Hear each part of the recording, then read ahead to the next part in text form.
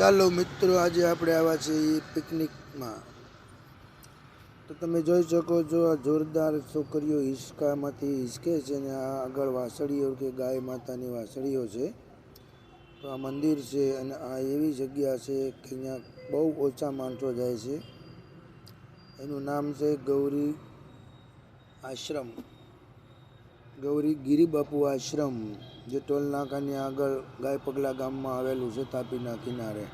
આ એની ગાયો છે જો, અને આ એમની ગાડી છે અને મસ્ત મજાનો આશ્રમ છે.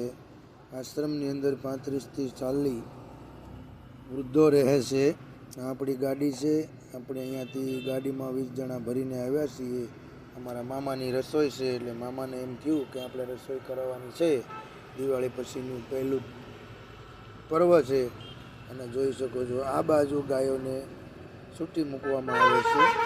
ખાવું હોય, પાણી પીવું હોય તો બધું અંદર એને મળી શકે છે. અને આ આવે છે બધા પ્રભુજી. તમે જોઈ શકો છો, મારાથી જેટલી કોશિશ થાય એટલું અમે બતાવી શકીએ છીએ. અહીંયા કબૂતરને શણ પણ મળી જાય છે, એટલે તમને જ્યારે પણ ઈચ્છા થાય ત્યારે ગૌરી આશ્રમનો તમે મુલાકાત લઈ શકો છો. આ બધી માતાજી છે.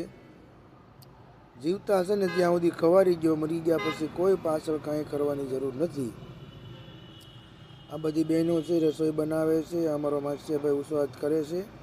એને સલાહ સૂચન જેવા બીજું કાંઈ આવડતું નથી અને સલાહ આપ્યા કરે છે, કામ કરતો નથી. જો આ લોટ બાંધે છે, એટલો લોટ ઘરે બાંધવાનો કીધો હોય ને તો મોઢું બગડે પણ ખરું.